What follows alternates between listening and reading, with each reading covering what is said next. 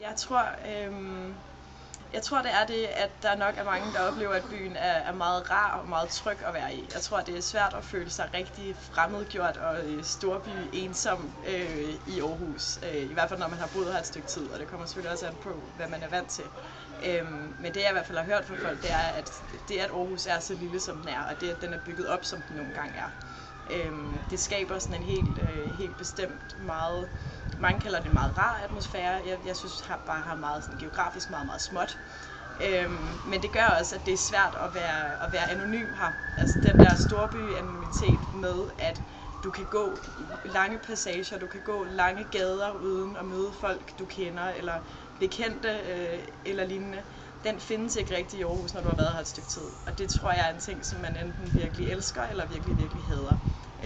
Og personligt, der kan jeg egentlig godt lide, at kunne blende ind i mængden. Det er svært at gøre i Aarhus, og det kan selvfølgelig godt påvirke den oplevelse, man har af byen. Ja. Tak for